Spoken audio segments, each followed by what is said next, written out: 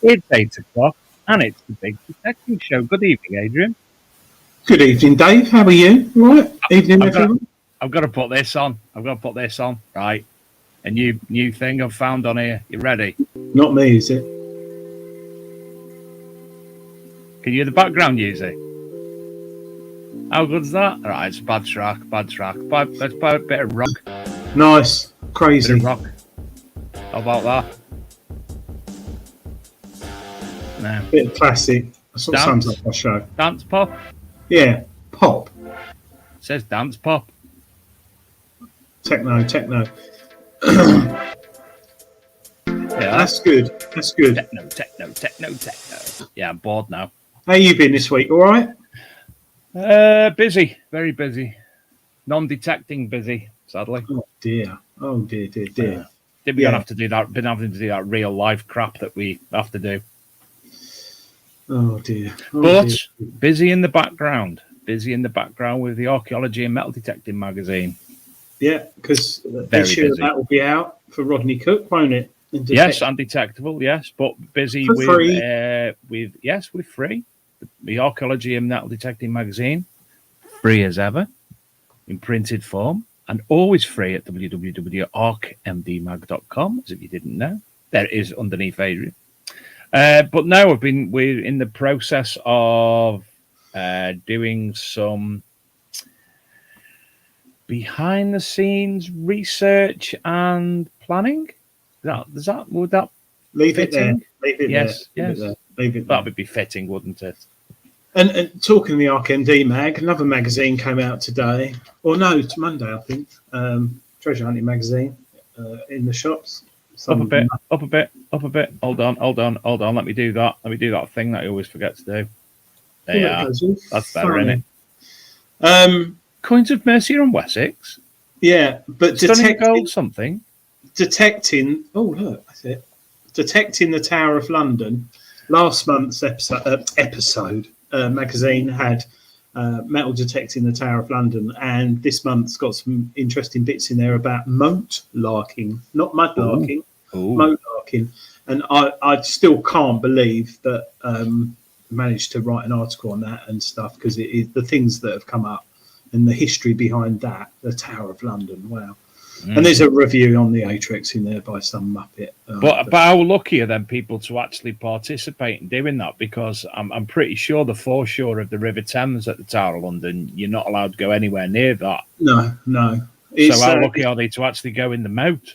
Yeah, and dig it up, and you see the photos. And this month they've got some interesting things, from teapots to fish traps to all kinds of malarkey and things. So but definitely worth a read. I've only got it yesterday. I haven't had a chance to read it. But Adrian, I forgot to tell you a story. I've meant to message you today to tell you a story. Let me just see if he's in the chat room yet. Who is it? Scotty B. He is, I think. Scotty B. Wave your hand, Scotty B. Hello, Digger Dawn. Hello, Chris Langston. Hello, Tidy Treasure Hunter. Hi, Dawn. Hello, Hi, Staffordshire Searcher. Hello, Philip Wells. Hello, Pomsey. Michigan Gems. I can't see Scotty B. Oh, I think he was in there. I might get confused with Scott Owens, but is it? Oh, have you stuck up? There it is. You're moving again now. You'll love this. You'll love this. So, you know how you sent me a package saying hats for cats, and then you sent Scotty B a package saying latex fashions for men. Yeah. Well, that lovely Mr. Graham Dempsey sent him a package with Mr. Space Pants on it. It gets better. It gets better. So nobody was in when the package was being delivered. So the DPD man or UPS man or whatever the case may be rang him up and said, "Is that Mr. Space Pants?"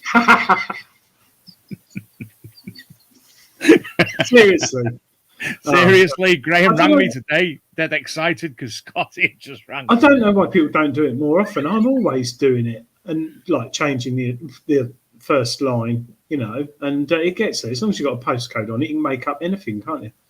Oh, have I frozen again? Yeah. Why have I frozen? Hang on. You look like a really bad steamed up Alan Carr then. I don't know what's going on. Anyway, I've just got to thank them for this weekend. Wickford Metal Detecting Club. Yeah. Where on earth is Wickford?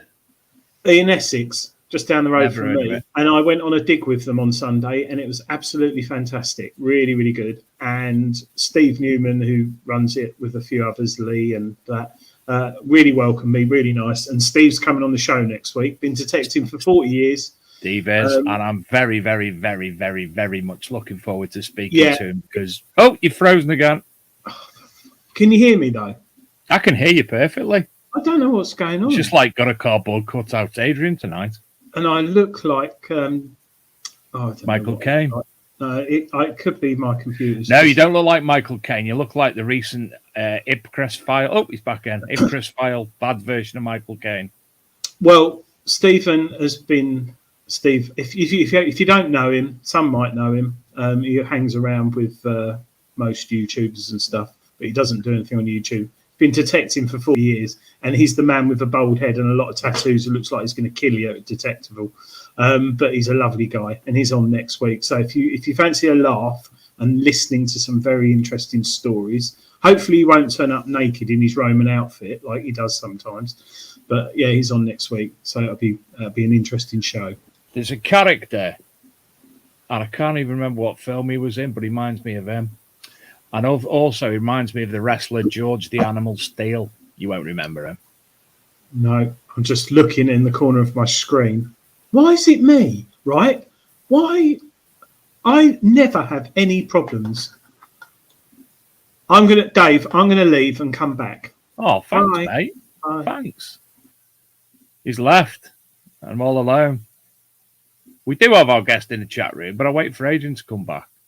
In the chat room, not the chat room, the green room. Very expensive green room that we rent out for such purposes. Oh, he's back again. Here he is. Yeah, it's better. It's all sorted. There's a problem then. You had all smoke around your mouth when you come back on then. That was pipe. Just tapping it out. No, Right. no beanie hat this week, Phil. I've just shaved my head, and I need it it's a bit prickly and stuff. So, without the hat tonight. Right. Yes, so, Rob Random has a green room, but yours is more of a sex dungeon, Rob, not a green room per se. I'm too tight to put the fire on, Dawn. It's very hot down south. But I am too tight to put the fire on. I'm not surprised energy bills at the moment, but yeah, so I've got my fleece on. So yeah, definitely. And Mr. Cooksey. Oh, he's frozen again. Oh no! Are you on your laptop or your own computer? My own computer, and there's nothing else. Every time you go on your own computer, you have technical issues. Yeah, I don't know. It could be. You actually look. At that point, you actually did look. You'd had the stroke, but we'll forgive you. I think it's something to do with Adobe Creative Cloud. If those who know what it is are watching, so I'll exit all those. I've quit every single background operation, so that should fix it. Right, I'm all right now. I'm sure. You ready? Are we right? Should we start the show now? Yeah, go on, David. It could be worse. We could have Gary Cook on because his technical knowledge is just actually metal detectors. Gary summed it up. It's because he's here. He's the magnetism. There it is. Oh look! Why is he doing it? Then you went dead slow, dead fast. Right, let's crack on with the show. Right, tonight's guest. Let's bring him on. Good evening, Jason, the Dark Knight Detectorist. How are we? Good evening, Jason. Boys. How are you? Yeah, not all bad. good. How are you? Oh, good. I see you've picked one of my best photos. Quite a good one, that. Look very happy there. Sorry, Dave's gone. I tried to look professional in that photo anyway, so I'll leave the creative side to Adrian. Yeah. Talking of Aaron Weedle, no, we won't talk about Aaron Weedle. No, we could face a legal suit. So hold on a minute. Sorry, Aaron. Jason, what's the Batman hat all about, and the whole Batman thing? Dark Knight. It's my other hobby. I'm a big Batman and DC fan, so I collect lots of. So am I. Good boy. I collect lots of DC and Batman memorabilia, from anything from the old Corgi toys to the annuals, and even got into sort of like action figures that I display in my cabinets, from the cheap ones to the very expensive ones. And I just thought, well, when I started taking detective, why not? Was that cheap cabinets and expensive cabinets then? They're those ones from that Swedish company. Oh, yeah. You know, the ones that come with the instructions that aren't very clear out put together. So it's not your finds cabinet behind you, is it? No, that's the wife's with all the expensive plates in. Right, I was getting a little bit worried then if we were going to talk about your metal detecting and stuff. So how long have you been detecting, Jason? 2.5 years now. Right, and started just after the second batch of the Simplex came out in the UK. I missed the first batch and had to wait for the second shipment to come out, and then officially started them. But I think it must have been about 2 months previously when I was using the good old Maplin special that I borrowed off my dad just to see what all this detecting like was about. You got any friends that detect? None close. I've made all of my friends on the detecting site through YouTube and through the groups and stuff like that. So it's pretty much when I go out, it's me on my own, unless I travel about an hour's drive into Gloucestershire, and then I'll go out detecting with me dad, me brother, and me nephew. Where do you live, Jason? I live in Herefordshire. Marvellous area of the world. My auntie Not far from that. It's literally about 10-minute drive from the Welsh border. I've spent a lot of time at my auntie's in Hereford. Spent a lot of time camping on Hereford golf racecourse when I was a kid, actually, oddly. I'd love to detect that, the amount of money that's been dropped on there. Any bloody racecourse. What are you on about now, you? What's with your face? Why did you sleep on a racecourse? Because racecourses, when they're not in season, not on the races, they have caravan sites, part of the caravan and camping club. So we always stayed on loads of race courses when I was little. I remember exploring Hereford, the big building when it was shut, just exploring on my own. Oh, I was just saying, yeah. So what did you use the racecourse toilets? You had showers and everything in there for you to use. Oh. Caravan and camping club. That sounds so carry on. Sounds so carry on. So, Jason, you started 2.5 years ago. You say your dad and your brother detect. Yeah, they got me into it. I used to go over and see him on a weekend, and I'd get there, and my stepmom would say that they're not back from detecting yet. So I'd hang on, and they'd get back around about the 5 o'clock mark, and then he'd come in and start showing me all the stuff he'd found. And I just thought, you sad sod, why are you showing me this stuff? And then I thought, well, let's try and have a go, get a bit out with the boy. So I asked him for his spare detector, which was the Maplin Special. And my first find was the spear off a horse-drawn plough. And obviously, there's no discrimination on the Maplin Special, so it was literally dig anything that it bleeped on. It just piqued my interest, and it just went from there, and it's just become a bit of an addiction. So do you get out every weekend or in the week? I'd love to get it every weekend, but it's a little thing called a family. My wife works on a Saturday, so if I go out, I've either got to leave my boy with a member of family, or I've got to take him out. And if I take him out with me, I'm only going to get about 2 or 3 hours tops. But I like to, if I'm going to go out with my dad, I like to be out for about 8 hours. How old's your son, Jason? Does he participate? He did. He started off. We actually bought him a Mine Lab Go Find 22, and he came out detecting with a field with me, which is just outside our estate, and he found a medieval strap end with it. But it's for kids that age of about 11. If they're not finding anything, it's hard for them to keep their motivation and enthusiasm going with it. So I'll take him out to try and get him back into it. But the thing is, I'll always come back and he'll say, "What you found?" And if I say I'll come back with a hammer, he's like, "Oh." I said, "Well, if you want to find a hammer, you've got to come out and you've got to persevere." And I'm exactly the same with Shane, to be honest. I know where your son's coming from, because I was like that. I used to go out with my dad and my granddad, and then sort of you get to 11, 12, BMXs, then girls, then drink, then partying, and then jobs, work, and then it's only till you get a bit later in life you can afford to go out without upsetting the family and having like a leaky tap and sort of lock broken on the front door because dad's never at home. Yeah. Even though my house is like that now, because I have jobs. Adrian, I've just realised, how many days is it you haven't drank for?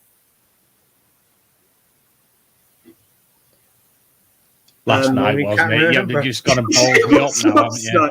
No, sorry, Jason. I had my birthday 3 weeks ago, and then my wife had hers the week after. Then my daughter had hers the week after that, and I've just spent 3 weeks drinking. It's been awful. I've hated every single minute of it. And we've been eating out at restaurants. It's my birthday in, what date is it? 5th? 2 weeks, 3 weeks, 3 weeks. So you can go out for me if you want. You can go out for me because mine's next month. Oh God, yeah. No, it's been a bit of a hectic month. Financially, because it's my daughter's birthday tomorrow, so you can have a drink for her as well. Oh, all right. You're doing it all now, so you don't have to drink at Rodney Cook and Detectable, aren't you? I don't drink at Rodney Cook or Detectable. I'm just very, very tired after detecting. I just feel absolutely drained, and it just takes it out of me. It's nothing to do with drink at all. Yeah, I do like a drink. Are you going to Rodney Cook or Detectable this year, Jason? Have you been before? I'm going to Detectable. I went to Detectable last year and saw Dave on the Bucking Bronco. Well, trying to ride it anyway. Wasn't me, doppelganger. That was my first proper rally last year at Detectable. And for the great land that it was supposed to have been, I was all set up. And if I'd have found one Roman all weekend, that would have done me. And on the Sunday, it was, in the afternoon, I had a target of about 13 on the knocks, dug it up, and it was a Roman, but it turned out to be a counterfeit of its time. But I'll take it. It's still made in the Roman time, so I'll take that. I like getting a counterfeit because it's sometimes they're worth more money if you get the right one. So yeah, oh nice. So what are you using at the moment? Equinox 800. Right, and what did you go big or go home? Right, what did you have before that? Simplex. Right, what made you want to buy the Simplex? Was it reviews, YouTube? Saving up the money, speaking to members of the family who'd been through various detectors. My nephew had just upgraded from the Garrett Ace 250. And I sort of got the impression of them. They said that it might be worth waiting for the Simplex or the Vanquish range to come out because they were like newer technology. And looking at it, I think the Vanquish was a little bit delayed. So I went for the Simplex in the option of maybe detecting our local river. I wouldn't have to worry about the water getting in and, knackering it up. So that's what made me go for the Simplex. Plus, it also looked a lot simpler to use on the interface compared to the Vanquish. Vanquish looked a little bit too similar to the Garrett, and it just looked like there was too many buttons going on for me to take in. So the Simplex looks a lot easier to use, so that's why I went with the Simplex. You still got it, or? I still got it. She's a backup, and I take her with me just in case the inevitable happens where I end up breaking a coil lug on the knocks. Yeah. Everybody's saying in the chat, Adrian, that there's actually loads of counterfeits in Essex. By the way, don't know what they mean by that. It's quite interesting. Also, I've been semi-reminded just by Gary Cook being in the chat room. There are one-day tickets available currently for the Rodney Cook one-dayer. So if you get over to the Rodney Cook website, Adrian, which is rodneycookmemorial.co.uk, click on events, and it will show you what's available. So yeah. So and I think there may also be tickets available still for Detecticon. So if you that's up in Northumberland in July. So if you jump on Google and look for Detecticon, because I can't remember what the website is, just type it in Google. NOTT. Just type it in Google and you'll find it. Still tickets available from there. One of the things, again, bringing up Detectable, bringing up Rodney Cook, is the community, the sensor community in the hobby. And it's something I always go back to, Adrian, isn't it? And I mean, I've seen lately a lot of cases again of independent bullying going on and people slagging people off and what have you. But yeah, it's one of the downsides of the hobby. That is, the YouTubers and people moaning, commenting. I mean, it's there, isn't it? Yeah, it as I say, it's just some instances in the past week or so that it's idiotics types. And thankfully, we've been all right on this show, haven't we? I mean, the ones that we have had, we've blocked straight away, and it's basically been people slagging off guests when they've been a bit eccentric, shall we say? Everyone's just said in the chat about Essex being fake, so yeah, I could vouch for that. I'm always getting slagged off for being from Essex, but no one ever says any northern jokes. That's because northern people are awesome. It's a great place to live. We've got everything you need: proper water, decent beer, lovely females. What more could you want? I mean, Essex, most of them are the colour orange, aren't they? No, they're not. Go out with a girl from Essex. They're lovely people. Yes, thank you, Jason. Yeah. So last year... Hold on, stop a minute. Is Steve Newman from Essex? Yes. Absolutely love Essex. Lovely place. Can't speak highly enough of it. Thank you. He would, yeah.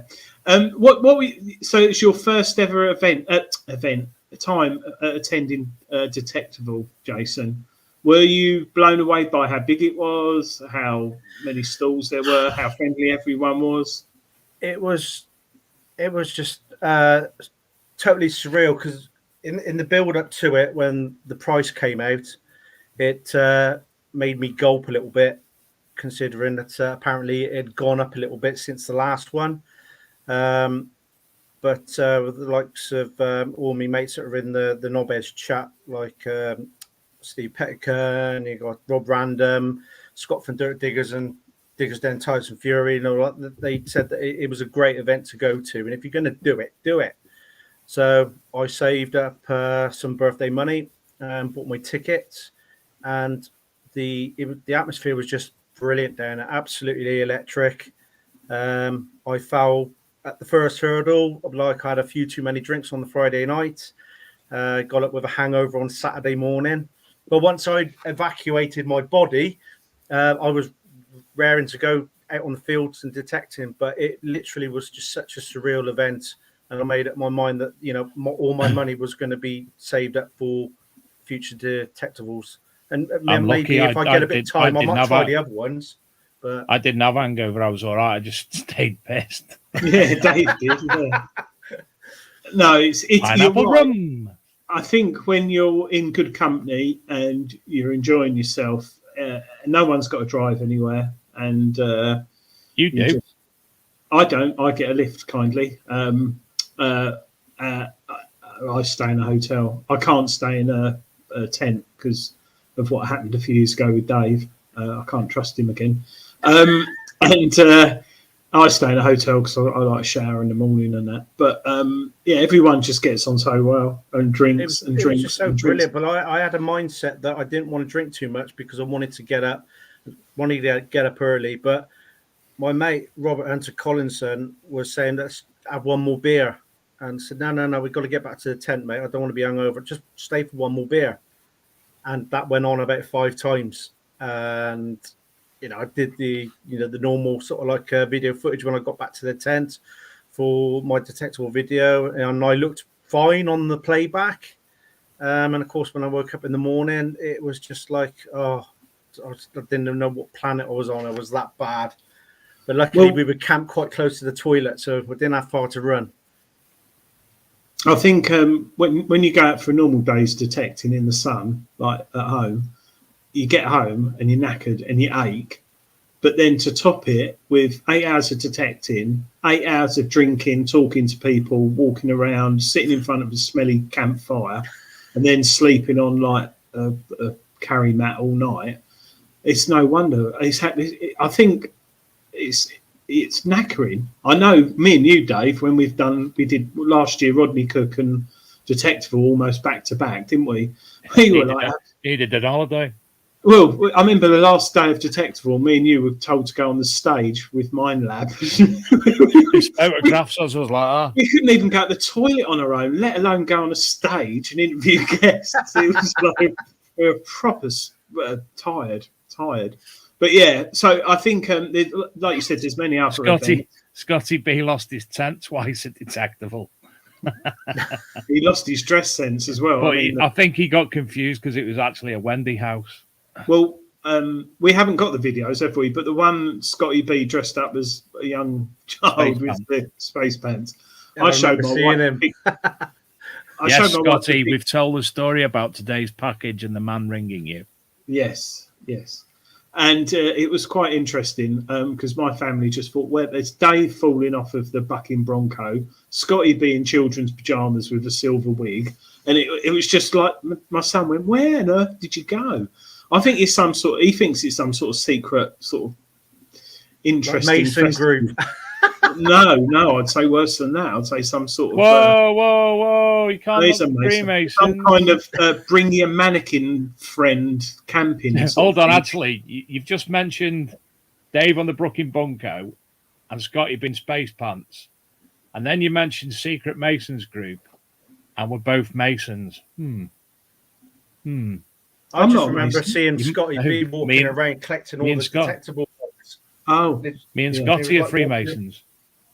I didn't know there's a children's one. Anyway, just want to say hello to Addicted to Bleeps in the chat. Hello, young man. Video. Do you watch his videos, Jason? I have watched some of his, and I think my favourite one was where they actually dug up the German war bunker. Yeah, well, he's just done the battlefield recovery ones. Yeah, he's just they uncovered all the bits in the bottom, but they noticed that it was a 4x4 parked over the other side of the field. So they stayed as late as they could to get all the artifacts out, and then they backfilled it in to stop them from ravaging the ground afterwards. So I think that series is still on Netflix, to be honest. In fact, I'll have a look on Netflix at the moment, but it was on Netflix. Yes, I think it is. But he's just done a video this week, digging up a World War II, I'm probably going to get this wrong, camp sort of thing. And they're bringing up bottles and old munitions and like ammunition cases. And it's brilliant. I loved it. It was almost like a television series, just really well filmed. And he has got a film crew with him doing some other thing. I don't know what it was, but jump on and see it. Really, really good. Lovely. He's only a little channel. He's only got a couple of hundred subs or something, hasn't he?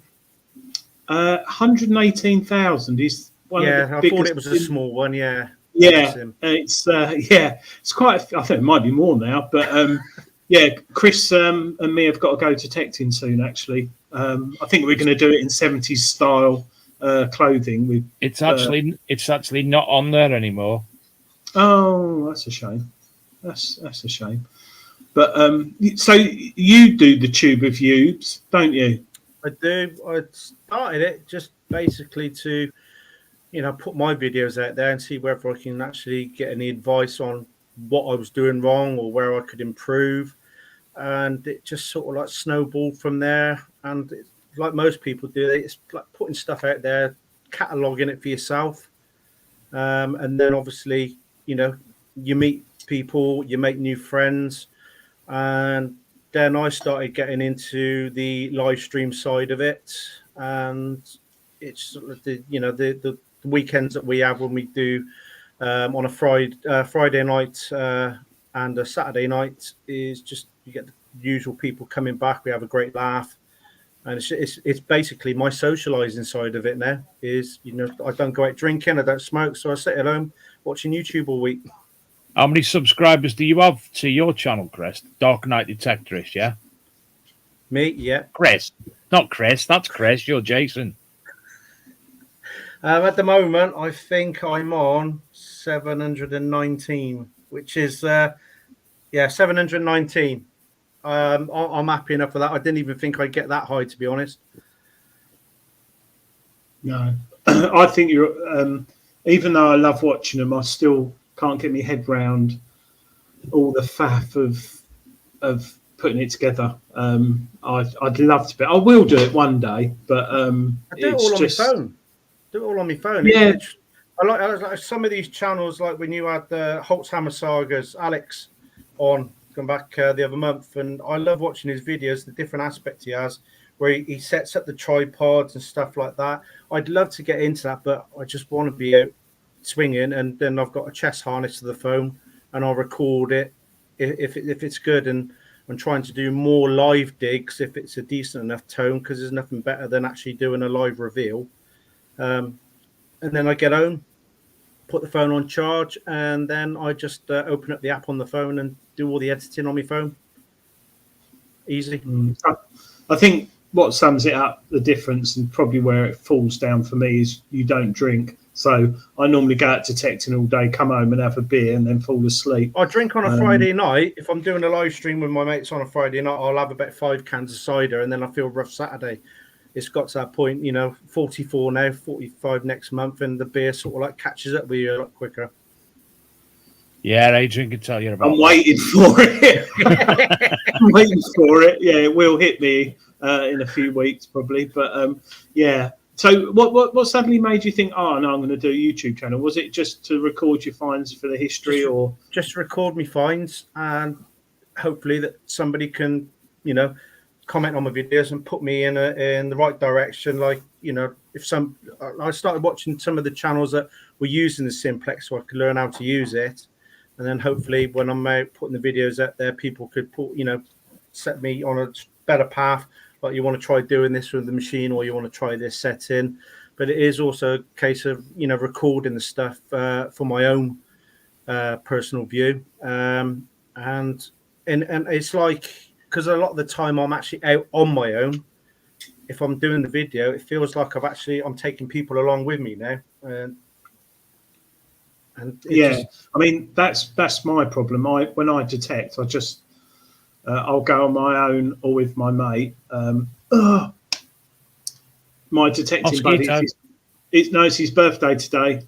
Happy birthday, James! I forgot to wish him a happy birthday, and I've got his present. Well, it's still in the fridge, and when I'll give it to him when I see him. Is it a dog's head? No, it's a meat paste product which I've sort of made. So I'll give it to him on Sunday. You made it out of what animal? Pigeon? No, seagull and monkjack. Ooh. It's like meat pocket meat treats sort of for him. Meat pocket meat treats. Pocket meat treat. There's a jingle in that.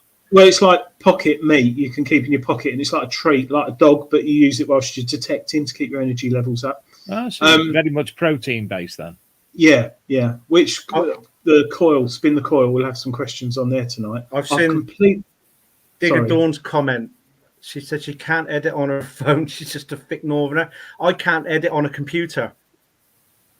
So that's why I do it all on my phone, because I can't do it on the computer. So it's everybody's each to their own how they edit their videos, but it's the easiest way for me is on a phone.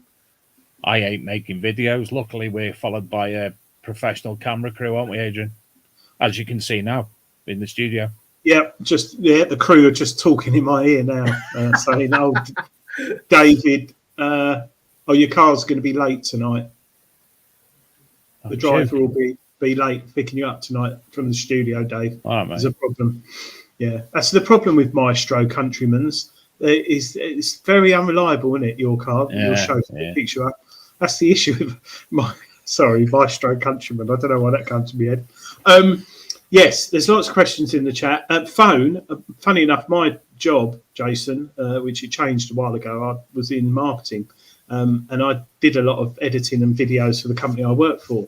And I can use Premiere Pro, which is like the Adobe, very expensive thing. But I think for doing myself, and also I just begrudge looking at myself on camera. I don't watch the show after tonight, obviously because I'm in it. But I don't like seeing myself I don't mind pictures. Like, I laugh about myself a lot in pictures, and all my hair's going or whatever. But yeah, the only one. Yeah. Oh yeah, I just noticed. Actually, yeah, I'm the only one with hair. I'm the only one with hair tonight. Yeah, but you're the only one with hair at the front. If you actually dip your head, I'm pretty sure there's a bit of solar panel going on back there. I am dipping it. There we go. There's the solar panel. I've shaved mine about an hour ago. Yeah, but that's because of the accident I had a few years ago. So was that the wife? Are you still getting? Sorry to go off topic. Are you still getting treated for that? Yeah, I'm still seeing in black and white. And no, I shouldn't mock about being ill.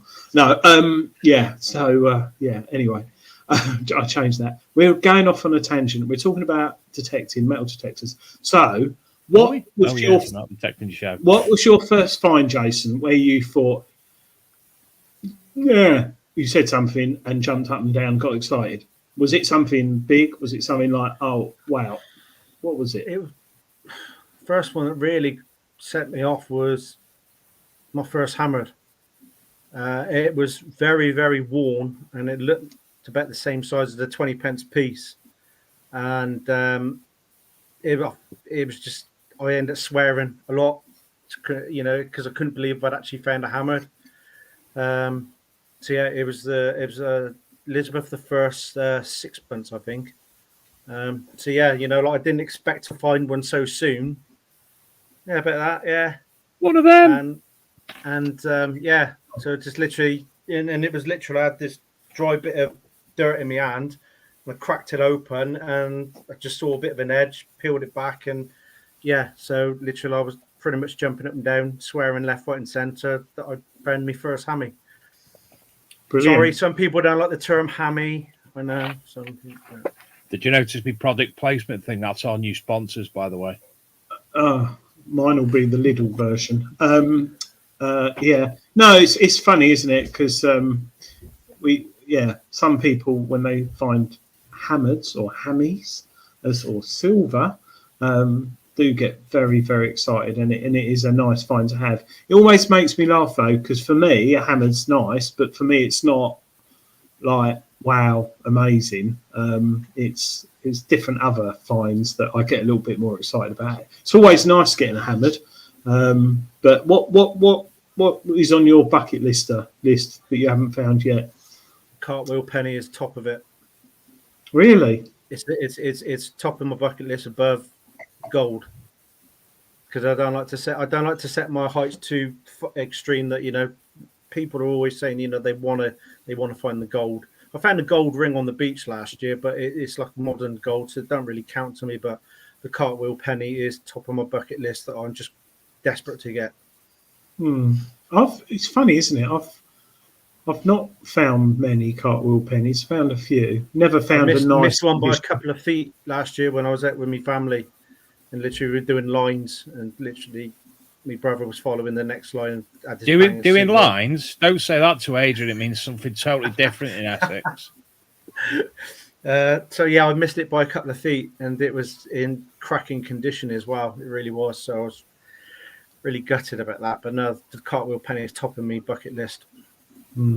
I've got about 50 because my dad found loads, absolutely loads, but they stink of oil because in the 70s they just used to find stuff. I was talking to Julian Evan Hart last night, funny enough, and we were saying like how in the 70s to preserve stuff, everyone thought just bung it in oil or soak it in like some kind of chemical. But yeah, if I pull out my coin drawer and there's cartwheel pennies, it just smells like a garage. But yeah, it's nice finding them, and I just love to find a mint condition one, which is very rare. So as long as it makes some detail on it, that would be fine for me. I'd even take a crusty one at the moment, just to get them off the bucket list. But yeah, I'm so desperate to find one; it's unbelievable. And what about crotal bells? Have you had any luck with crotal bells? Found a fragment of one, but I can't get back onto the field because it's all cropped at the moment. So once that's been harvested in the summer, I'll get back on there. A lot of people find them, and then there's a lot of people that don't find them. Yeah, I don't know I don't know why there's more up. It seems to be more down south than up north, because you haven't found that many, have you, Dave? Cartwheel pennies? No, crotal bells. Crotal bells, I haven't found any. No. See, like my mate James has probably found 50. He's found so many that I think he puts them on his Christmas tree because they're quite a nice ornament to have. So where he gets crotal bells every week, and Digger Dawn gets cartwheel pennies every week. Yeah, James does. James he had an AT Pro, and he found so many crotal. I think he'll probably back me up on this. When he had his AT Pro, he was digging up crotal bells like 3 or 4 a day. And I had at the time, what did I have at the time? Equinox and Alta 71 and Simplex and a Vanquish. And James was just, whether it is because he was walking over it, but he's always found crotal bells. But they seem quite more popular down south. I'll find one every other weekend, sometimes 2 in a day. But to the point where you get bored of them? No, I don't. I never get bored of a crotal bell. I do if it's plain, but like this one has got. Oh, you can't see it. This one's got like nice pattern on it. Decorative pattern on it, yeah. Yeah. This one's broken at the top. And the only reason this one's here is because the dog was trying to chew it earlier.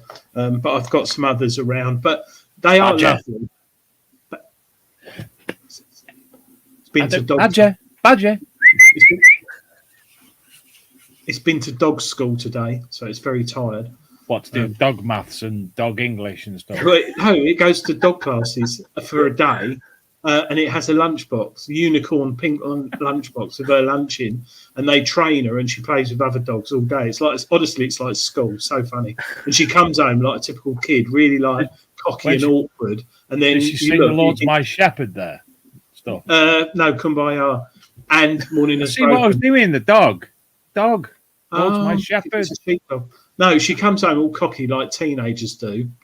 And then you look and you think she's dead, and she's actually just worn out. You know, and kids get overtired and like, and then she's like, so now she's like absolutely sparko. Does she kick off and have manic moments in the street, and you have to like leave her till she just calms down? Well, no, because she's in her buggy, so it's all right. Right. Jason, so your bucket list. So you found a gold ring on the beach. What would you say is the find that you found that is close to your heart? Something which is like, yeah, that's my favourite find. That would be what is called a condor token, and it's I think it's a halfpenny token from my old hometown of Newent in Gloucestershire, with a crabapple tree with a shield on the front of it, and then on the reverse is this spiraling context that spirals to the middle of it. Just really cracking condition. And when I found out there's actually from my old hometown, it had a lot of sentimental value to me as well. So, you know, I've got a bit of my own hometown with me in the house. So that is my absolute favourite find at the moment. It's not my best find, but it's my favourite find. Pomsey asks, is did you say a condom token? Yeah, it's a condom token. You put them in the machine in the pubs. No, a condor token. It's funny he said that, because that's the first thing that went in my head, and then I thought, no, he's saying condom. It's weird. I love finding local stuff. Unfortunately, I haven't got a permission within my closest permission's 20 minutes. So it's local, but not. I'd like something to be 2-minute walk. 30-second walk to my field. Really? Just out there, from out the front door, down the end of the road to the end of the cul-de-sac, across the road. I'm in my first permission. So how did you get your permission if you've been detecting only 2.5 years? Nerve-wrackingly sweating and trying to pluck up the courage to go and see the farmer, because they can only say yes or no. But luckily, he's friends with my father-in-law, so it was a case of sort of like just plucking up the courage, going down, knocking on his door, and asking if he'd let me go on his land and do some detecting. I don't like doing it because I know that farmers are pretty much working 24/7 all year round, and especially at certain times of the year, they when they've got potatoes or anything else going on, they're so busy and stressed. I just don't like to make contact with them unless it's necessary. So that's how I got that permission, and it's been a pretty good permission as well. So, and have you got any others in the pipeline? I've got about 1,600 acres, which is about a 15-minute drive away. But at the moment, that one is all planted, so I can't get on there. And I've got some permissions over towards Gloucester way with family that we all go on together. It comes that time when once they've been seeded, some farmers, they don't mind you going on the fields when the shoots are coming up a little bit. But all the farmers that I know, they'd rather you didn't go on the fields at all, not until it's been harvested. So it's like that. You're waiting for them to harvest it, then you hit it hard, and then the other times you're trying to find pasture permissions to tie you over. You done much beach detecting? I do it once a year when I go on holiday. But then when I'm down there for the week, I'll pretty much get up early in the morning, get down there for about 4 or 5 hours during the course of the week, and that's about the only time I do it, really. What's your wife think? Does she just go? Check she's not around. She loves it. Yeah.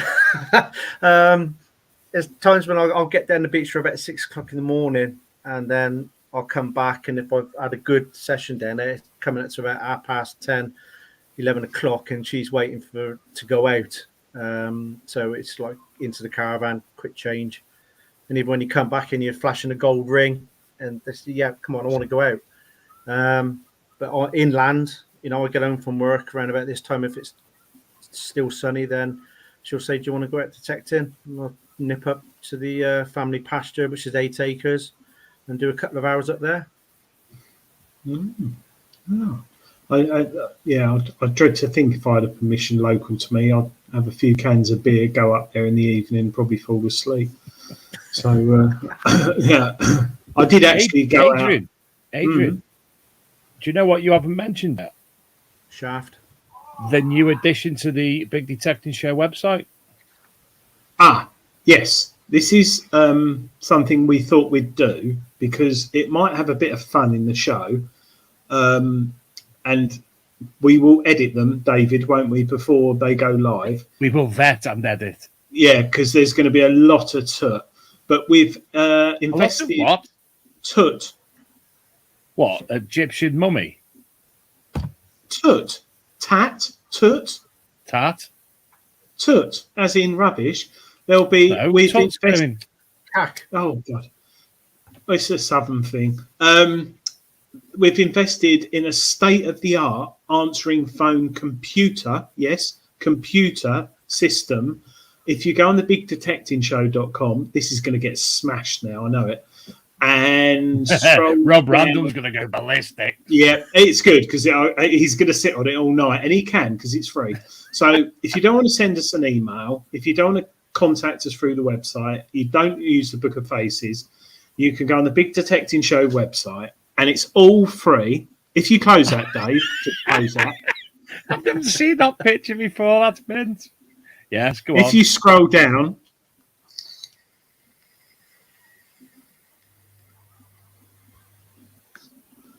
even my internet's slow. That's better. You will see. You can leave us a voice message. We only have a C90 cassette to hold these, so please bear that in mind. So it's if you click on leave us a voice message, you don't have to register. You don't have to do anything like that. You just click start recording and you can record a message for us. So it might pick up my voice. Love you long time, Adrian. Long time. $5 tubaku. And then you click stop and you don't have to put your email address in there. I very much doubt people will put the you put a space in there, and that's all you need to do. And click. You don't have to put an email in. Just click send, and that will come to our electronical computer-aided voicemail box.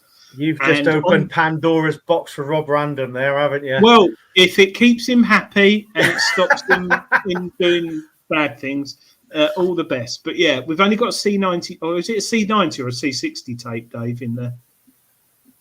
Hold on. At least it's not a 4-track. C45. C45. So we've only got 45 minutes to hold the messages.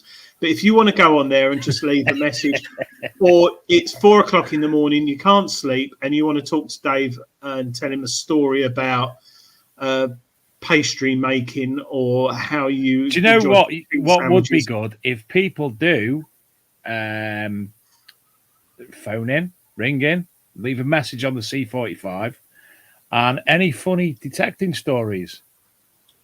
That would be delightful.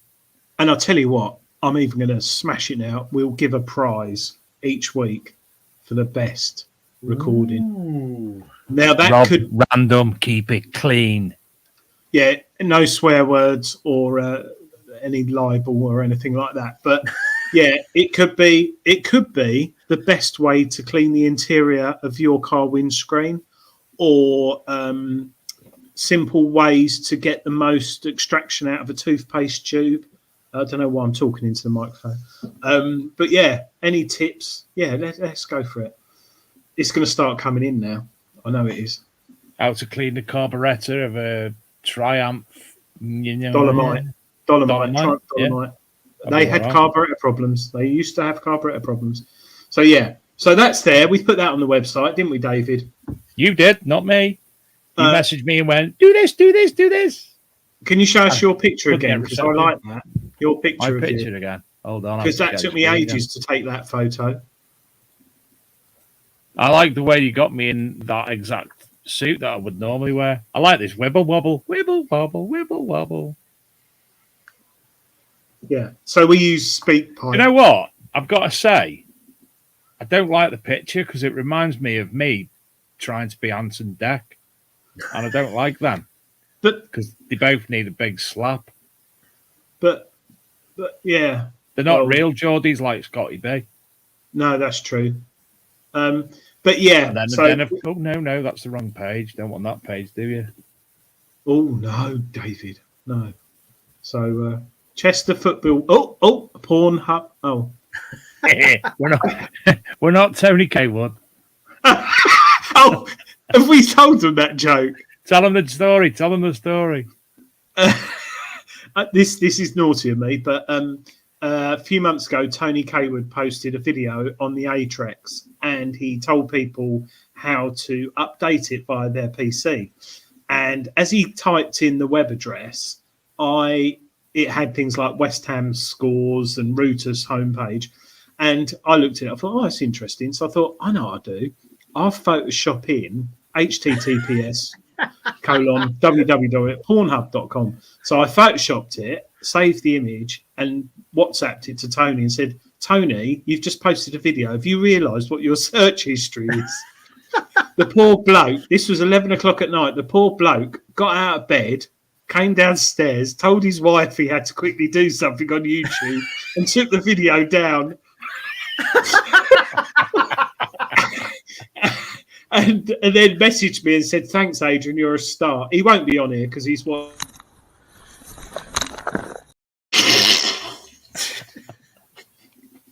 So, yeah, it was a bit naughty. I photoshopped his YouTube video and he took it down and then he had to re-upload it. And it was Scott Owens has come up with a classic one for the new recording thing. Dear Adrian and Dave, I have a problem. Go on, Rob Random, do your best. Challenge you.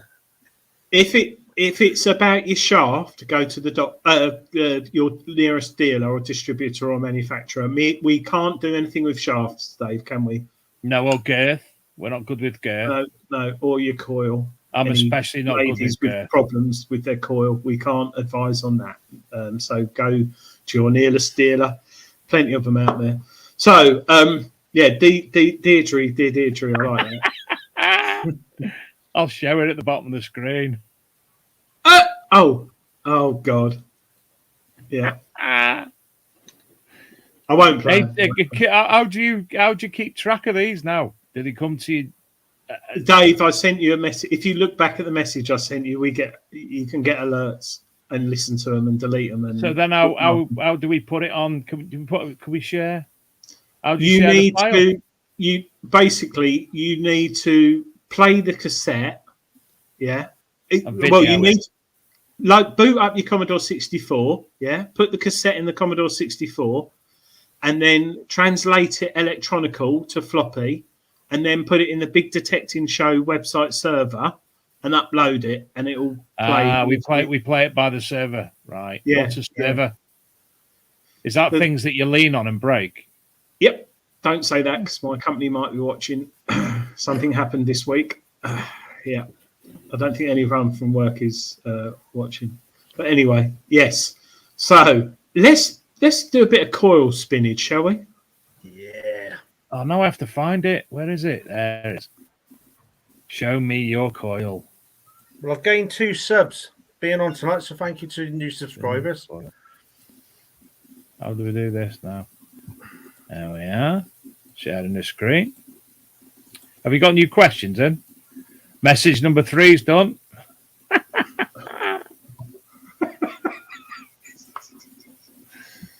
I might play one.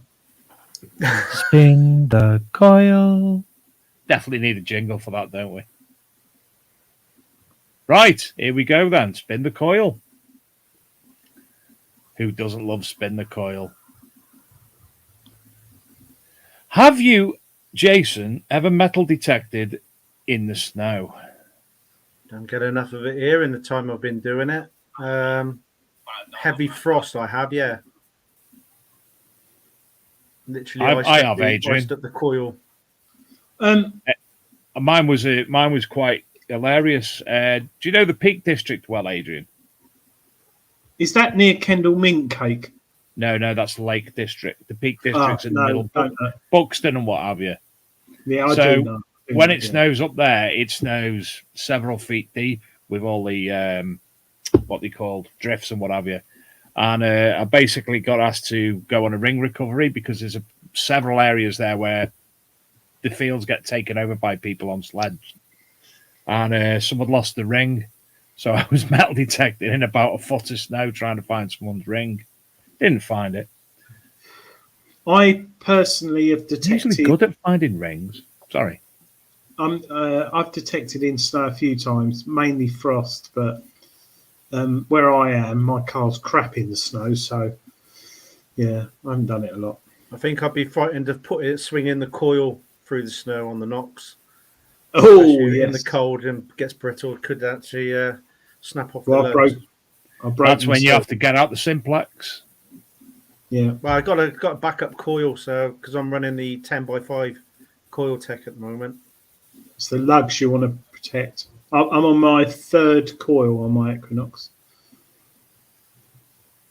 Right, spin the coil. No, it's that way.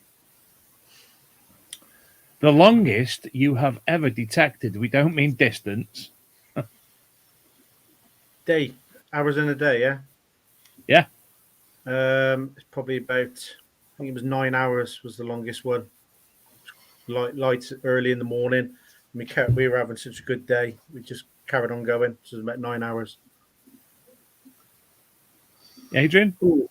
I think James will back me up on this. I think it was last year or the year before we did 11 hours without alcohol. But we did not sleep together, but we it was really hot. We started early in the morning. By midday, it was really hot, and I think we just laid in the field, not in it, but by the edge of the field. But I think we did 11 hours. Topless. Together. Huh? Topless together. But that was because it was dark and we were cold and we had to keep warm. Right. Yeah, move on from that. Why didn't you put your tops back on if it was cold? Move on. Dave, just move on. I was cold. Mate, no. Yeah. It's like Uncle Bren now, isn't it, in Gavin and Stacey? Just don't talk about it because I was very, very cold. Very, my trousers. Bad. I ripped my trousers and they fell off. If banned, would you protest? Now, this is the hobby of metal detecting. So if tomorrow the President of England or whoever or whatever said no more metal, cool, inhaler, no more metal detecting, it's not going to happen. Would you go up to London with your detector and go on a rally kicking off? Yeah. What, like a metal detecting rally? Yeah. Bugger it. I've literally just fallen in love with the hobby, and it was bad enough when we were stopped in lockdown.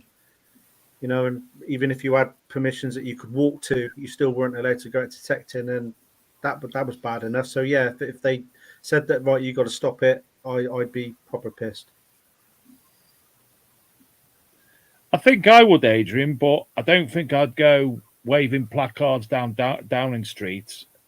When we were originally stopped from metal detecting, and the fishers, not the people, the fishers, or the metal detectorist, the angling societies were allowed to go fishing again and things like that. As you know, the Archaeology and Metal Detecting magazine, along with Tony Kaywood, along with the NCMD and other bodies, we all communicated and had what they called, I can't remember the word now. When everybody signs a petition, we had petitions or what have you. We're in communication with the DCMS, Department for Culture, Media and Sport. Yeah. Fisheries. And, you know, people like that. So, yeah, I would, but I'd probably do it again electronically and vocally over the phone. I'd just sit in my pants and play Digger's Dips. drinking. Diggers dips. Diggers dips. No, I'd. I think because Adrian. Don't tell anyone. Soon, potentially very soon, Diggers dips might be coming. Shh! Don't tell anyone. To my house. No. Oh. To the show. Remember when we used to guess the numbers? Oh yeah. People like. Don't tell anyone. Yeah. Anyway, I think what we forget is I thought you were over there. Well, you are. Producers telling me to stop being silly. Yeah, I think we forget in the late 70s, 80s there was protests in London about our hobby. And the NCMD fought for us back then. Hopefully they would if it happened again. But yeah, hopefully they don't need to again. No, definitely not. Right, see it going down the route of needing a permit eventually. Well, yeah. Well, we'll see. There's pros and cons against the coil.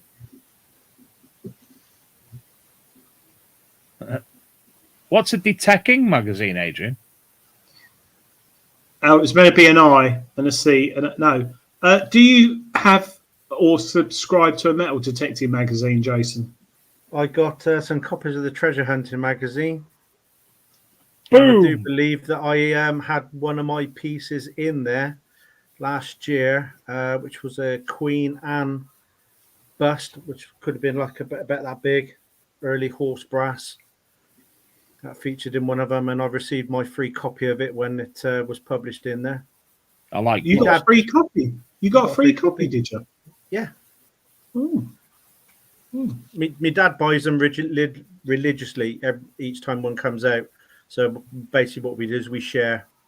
When he's read it, he passes it on to me. So, and of course, you got your free copy of the Archaeology and Metal Detecting magazine, your detectable pack. Yeah, got that as well. Oh, that's interesting. Well, I don't get any magazines because I don't believe in them because they're all full of no. Yeah, I've got my treasure hunting there, an ArkMD mag. Spin the coil. Need a jingle, Adrian. There is music, but I had to turn it off. Best pair of shoes you ever owned. And this is throughout your life, not like the last 20 years. This is since you're like 5. Because younger than that doesn't count because you didn't have a decision on it. Trainers come into that? Yeah. Well, no. It's shoes. So smart shoes, like town shoes. They were a pair of black ones with a side buckle on them. I can't remember the brand name of them, but I bought them for my suit for my daughter's christening, which was 20 years ago, and I still had them. I was still wearing them last year. I kept looking after them, polished them and everything until this year. The sole has just started to come away from the shoes now. And I was absolutely gutted about that. The best pair of shoes I've ever worn, because I've got a broad foot. So comfort is imperative, and they just fitted perfectly. So I'm going to have to try and find a way of sticking them back together, make them last a bit longer. See, this is why I love this show, Dave, because we've got someone talking about their favourite pair of shoes. Adrian, do you know what?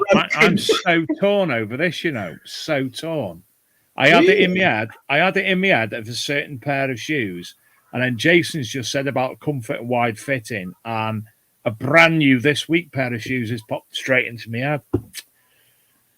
I had a pair. I worked at Butlins in Purfelly, 1995-96, and I bought a pair of shoes, and I can't remember the name of the brand, but it was like a sports brand. They were leather shoes, and they were actually nicknamed the Switch Stomping Boots, a story that I can't tell on air. And they were absolutely brilliant. Can't remember where they went. But then, comfort, I've just been issued a pair because I need specialist work boots in work. Uvex safety boots and the slip-ons. Oh, my God. Like walking around work in slippers. Oh, that's not a good thing because you might fall asleep. Mate, it's just natural anyway. Well, for me, I'm torn because there's 2 pairs of my favourite shoes. Kickers from the with the tag on. Yeah. Kickers, because they are pucker shoes. And Did you have the Gross bottle cap on them? No, not the. They're Bros ones, weren't they? Bros, yeah. No, mine were. Everyone had red and blue, and I had brown because I was different. Loved those boots. Lasted me years. And a pair of Hush Puppy Brogues I had, which sounds very old-fashioned now, but they were. You can't go wrong with the Brogues. Yeah, they're nice. They were a lovely shoe. I love me Brogues. Oh, I love them. Still, I've got to say, Adrian, for comfort purposes, I wear Skechers all the time normally. No, I can't wear them based on their ethical policy. Have you read it? No. No, neither have I. I just made ethics. Don't you live in ethics? Ethical policy. I was joking, but no, nothing wrong with Skechers. Loads of people wear Skechers. I've seen. We haven't got them in our house, so got Crocs, but not Skechers. I'm a Crocs man. I love my Crocs. I wear them at home all the time. Yeah. I've got cracks. I've got. I even wear them with socks. We should talk. Oh, Philip Wills had an awesome pair of black Roland Cartier slip-ons. That is cool, isn't it? Are they from Matalan? I don't know.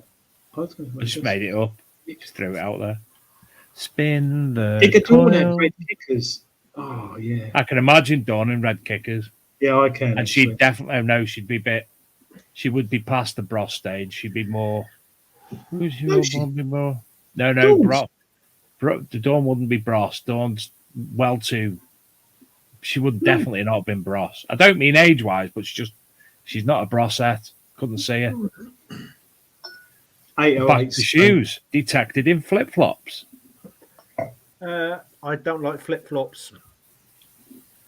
Crocs will count. Flip-flops. Coral shoes is the closest when I've been on the beach detecting through the water. But no flip-flops, and the thought of seeing blokes walking down the street in the summer with the denim shorts on and flip-flops just makes me want to take the flip-flops off and slap them around the face and tell them to man up a little bit.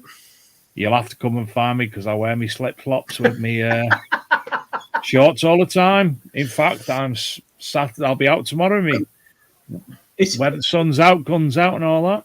It's Shoe Fest this week. It's all about shoes. I've detected in flip-flops. Quite enjoyed it. Me too. On the beach, obviously. Most random find, and it can be shoe related if you want. Buckles. Most random find. Adrian, you've got a Tourette's, not a Tourette's thing, a spelling disorder today, haven't you? Oh my God. I think I've got not Tourette's. What's it called? Dyslexia? Yeah, I think I got it. It's taken 50 years to find it out. But I touch type, so I don't look at the keyboard. I touch type, so I'm like that.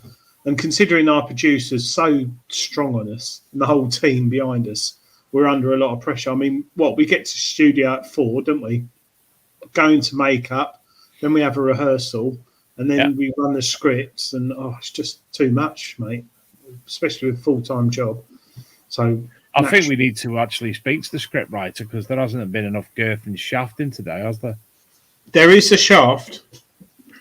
Jason, you wanted a bit of shaft, didn't you? Yeah, I did. I wanted your big shaft. Yeah, it will be coming in the post. Give it to me, baby. What is this? Have you had a random find? I guess it would have to be an adjustable wrench. Oh. Out in the middle of a field that's never been ploughed for years. So it's obviously been dropped and run over by the tractor when it's doing the chain harrowing or whatever, but cleaned up nicely, using it at work. What do you do for a job out of interest? You don't I'm have a welder fabricator. Oh, MIG or? MIG, TIG, stick. Do a whole wide range. Aluminium, stainless steel, mild steel. And I even make my own sand scoops. What about stainless steel? Stainless. Yeah. What about pickled eggs? Just throw random things. It's random on the screen. I like pickled eggs. I'm not a pickled egg I like fan. pickled eggs. My random find, Adrian. I've done a dig up in. It's the first time I ever met Digger Dawn, by the way. And what a lovely day that was too, up in Rochdale. And after everybody left and went and checked the fields, that everything was all right, I found an army petrol can and a load of army ammunition cases. I had my metal detector with me as well and found them in the field, which was crazy. There you go. Last one, because I can't see what's going on when I've got this on my screen. Don't know what's happening. Can't read any questions or anything.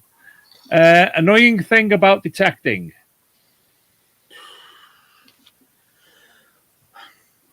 Waiting for the crops to grow and be harvested.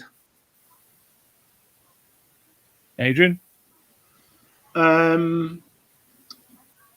People not being nice to people in the hobby. So there might be a YouTuber who's got 3 subscribers who's not very good. Or there may be someone who thinks they're good but isn't good. Just let them get on with it. Don't comment or say anything. Just be nice. It's the one thing that I notice is in these detecting groups, if somebody's on the Book of Faces, they're asking for advice, and majority of the times I see somebody's replied with "buy the book," rather than actually just sort of like put in the comments. So that this is what I tend to do. It's there's a lot of people I see belittle people for not either spending the money on the manual or basically just thinking it's a stupid question. Every question, just put a nice reply in. Simple. Yeah, I think that applies to everything. The Book of Faces, Twitter, YouTube. Yeah, it's just we all do this. We love it and we enjoy doing it. If someone does it a different way or someone uses a Tandy detector and is enjoying themselves, just let them be. Don't take the mickey out of them. Don't slag anyone off. That's the lowest of the low in my eyes in this hobby. And believe you me, I've seen and heard a lot of it, and it's just not on. Just leave people alone. Get a life. The same, Adrian. Bullies, trolls, arseholes, wankers. I am horrible by nature. I'm not really, but generally I'm horrible. I'm horrible to everybody. I really rip the piss out of everybody on a daily basis. But I won't bully somebody. I won't troll somebody. If somebody comes on the show tonight and they're a bit of an arsehole, when they go away, I won't slag them off. They've been on the show. They've said what they said. Probably won't invite them back. But, there it is. It's done. It's gone. So, trolls, bullies, and arseholes. I like it when people have put like a comment on one of my videos, and it's one of those ones that you instantly delete. By the time you actually screenshot it and then take it, it's already gone. Yeah. Thanks for the interaction, though. I don't mind. You can leave horrible comments on my videos. It's all interaction.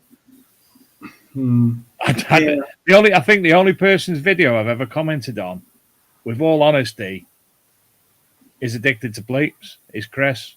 I comment semi-regularly on Chris's, but it's generally like Chris will say something and I'm like, oh, Chris, exactly the same thing happened to me. Anyway, I'm finishing this now because I can't see what's going on.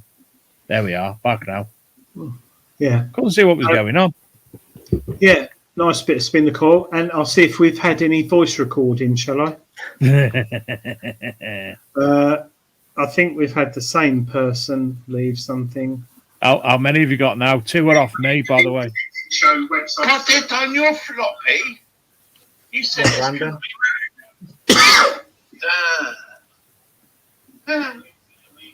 Can you hear that? I'll put it. Well, I couldn't because you were coughing. It's Rob Random. No, not the shaft.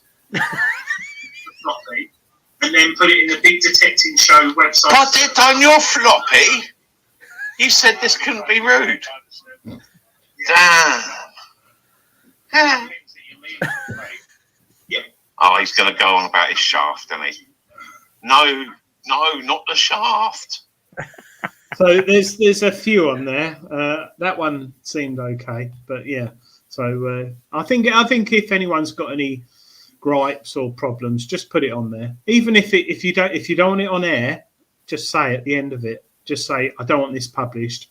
I just want to say Dave's hair looks nice tonight, or well, no, don't say that because he hasn't got any hair. Dave's beard. Is it a normal colour, your beard tonight? Purple and going grey at the top at the minute. It was looking very black at Detectable last year. No, that was Midnight Blue, but I'd only done it the night before, so. Midnight Blue. Oh, gosh, Dave. Are you going to do anything crazy this year for Detectable, Dave? Me? Yeah, with your beard. With my beard? I was actually thinking other peculiar things. Yeah. But we'll see about that. There was the Detectable moment when the Badger cracked on stage as well, wasn't there? I missed that one. What? Badger mask. Oh, yes. Yeah, I was, yeah. That's a question. Jason, what are you scared of badgers? No, I don't really like them because it caused a lot of damage to one of my old Renault Clio. It decided to run out across the road in the middle of the night when I was driving home, and literally the whole bumper came off and radiator was smashed in. And so I'm not afraid of them, but I know they're nasty little critters. Oh, so did you kill it, or it was dead? Did you take it home and make something out of it, or hat? I'm not into taxidermy. Actually, that's an interesting question. Has anyone eaten a badger? Yes, Luke. Well, I know Luke would have done. He's eaten everything. He's had all sorts of roadkill. He's eaten everything from a minnow to a cow. He has, Luke. Would that fall under the same rules as like a deer or a pheasant, though? If you've hit it, you can't pick it up. But the car. No, you can take a pheasant. It's only a deer you have to report to the police. Deers and dogs. The person on YouTube, 01 Deck. Who's that? Loads of crotal bells in Cheshire area. I've never found any. Who are you, 01 Deck? I don't know YouTubers' names. I didn't even know Dark Knight Detectorist's name was Jason. Not a lot. Why did? Yeah, what? That's interesting. That's interesting. You're right, Dave. A lot of YouTubers, we never know their names, do we? But we know Jason because he emailed us and whatever. But yeah, do you know? Going back to the messages, I think we should have a 5-minute, if we get enough messages, a 5-minute slot in a show where we just play the messages. Yeah. And we will play all those as long as they're not got any libel issues behind them or say swear words. You can use swear words, but only certain ones. So if we play it after 9 o'clock. But also, out of interest, if someone's coming on the show like Steve Newman next week, and you want to say,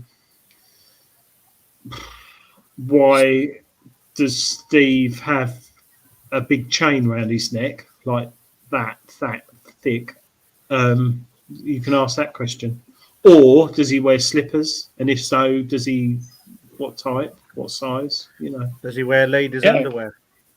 So what we do, we generally promote the guest within the week before the show on the Big Detecting Show Facebook group.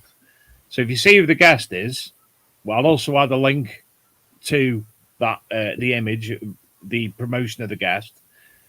See who the person is. If you've got a question for them, jump onto the Big Detecting Show website and record your message for them. Or Deirdre. Yeah, Dear Adrian and Dave, I've got a boil and it doesn't seem to be going away. Yeah, because we are doctors, so we're doctor detectorists, aren't we, Dave? I've got a doctorate from Dundee University. Yeah, and I'm a qualified surgeon, so if you've got anything that needs doing anyway. I'm a gynecologist. We're randomly waffling on. Jason's sitting there thinking, what the hell is going on? I've spoken more tonight about shoes than ever in my life. Normally, I'm the one that can't shut up. So, you know. What shoes are you wearing at the moment, Jason, out of interest, or slippers? I'm not. I've just taken my Crocs off because I haven't got socks on. They were starting to get a bit sweaty. Oh, are they fleece-lined Crocs? No, just your normal rubber ones. Memory foam, Memory foam. I can smell them from here. Gosh. So can I. Yeah. I hated slippers up until I was about 40. And then suddenly I thought, oh, these are quite handy because you can, So, yeah, quite bizarre. But anyway. Chris Langston's going to leave us a voicemail giving us his Barra breath cake recipe. Do it. Double dare physical challenge. Ooh, I quite like that. Staffordshire Searcher. Gosh. Jason, are you out this weekend? Are you detecting? Hopefully. Trying to get hold of my dad to see where he's going detecting on Saturday, which means I'll go over and stop at his tomorrow night, and then we get a good day's detecting. If I can't get hold of him, then I'll just pop up to the family 8 acres tomorrow on Saturday and see whether I can find anything more out of there. So get a couple of hours. If it's only a couple of hours out, it's better than nothing at all. And I'm trying to entice the boy to come in out with me and maybe do a little bit of the camera work, so he's actually not bored following me around or carrying the spade. Yeah, and if your dad, does he use the Equinox and your brother? My dad uses the Equinox 800. My nephew uses the Equinox 600. My brother uses the original Deus. Right, Deus 1. Is he looking at going to the Deus 2, or?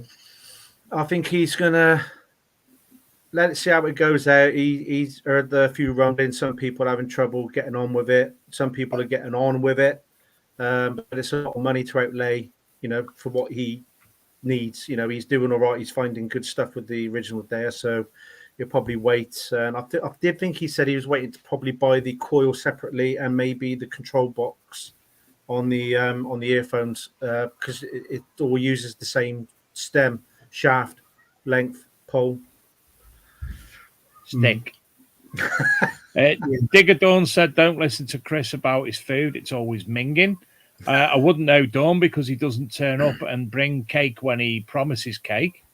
Eagle Eye DJI says, "Adrian, how about detecting them woods on Sunday?" Yes, I will message the man. Medieval Forest, Dave. Ooh. Nice. And Staffordshire Searcher made me, he's just pointing out, he made me some fantastic bruschetta, and it was nice indeed. Very nice. Well, it's 9:30. It's all gone very quick. Peter Pesty's just turned up, and we're about to go. Hello, Peter. Don't forget to go over to the Archaeology Melt Detecting magazine. There's not just articles on there. There's research areas, there's education areas, there's lots and lots of things on there. Next week's show, as we've said, we've got Steve Newman coming on. What's Steve Newman's Facebook group, Adrian? Metal Detecting Madness. Metal Detecting. I can see him actually in the band Madness. I can see him stomping to that. More Buster Blood Vessel, but yeah, Metal Detecting Madness. I think it's a closed group. I'm not sure, it might be open, but he's all about everyone having a lovely time. He's totally against any people moaning or slagging each other off. He's just have a lovely time. That's what it's all about. So yeah, he'll explain that within detail, I think, when he comes on the show next week. Absolutely. Well, Jason, thanks for coming on the show tonight. Give everybody a shout out of your YouTube before we go. The Dark Knight Detectorist. If you head over, I've currently got a 700 subscriber giveaway going on. Just click on the video, follow the rules, and it's got an international prize as well. So if there's anybody outside of the UK, there is a lovely Detectable T-shirt from last year as the prize. Marvellous. Anything else to add, Adrian? Happy birthday, James. Sorry, I remembered this morning, but I forgot. And I'll bring you some gifts on the weekend. Pocket meat. Thank you, everyone, for watching. And, yes, thank you all. Eight of you tonight. It's a record 8 people. 7, 6, 5. And Jason, that many came on to see me. We're at the 34, according to my screen. Well, we've had to block them all. Most that just shows the YouTube. It doesn't show the social media ones. It doesn't show the Facebook or the shared Facebook or the shared Facebook, does it? Oh, also, I am live on Saturday with my co-host Roseanne from She Digs It Happy Swinging. We've got Treasure Ed as our guest on for an hour. And then after 9 o'clock, it's the usual come along, let your hair down and have a bit of a laugh. And we'll go on as long as it takes. And we got people there, we'll stay on. And we've been on until 3 o'clock in the morning, sometimes having a laugh. 3 o'clock in the morning? Yeah, we got people watching. We'll keep going. Don't ask me to come, Jason. I'm in bed by 9 o'clock. This is and way also, past my bedtime please now. Pop over to my lovely co-host Roseanne. She digs at Happy Swinging. She's got a fantastic channel, so please pop over and drop her a sub as well. What? Sorry, who's that? Roseanne. I've not heard of Roseanne from She Digs It Happy Swinging. She's in the chat now. There's a program she used to have. It was back in the late 80s, early 90s. Oh. John Goodman was her husband. She's nothing like that, Roseanne, believe me. Right, that's us, everybody. And thanks again, Jason. Love you, Adrian. Thank you, everybody else. I hope Luke and Laura are doing well, because Luke always listens to the show now. So he'll listen tomorrow morning on his way to work, no doubt. So happy trails, everybody, and we will see you all next week. Thanks for having me on.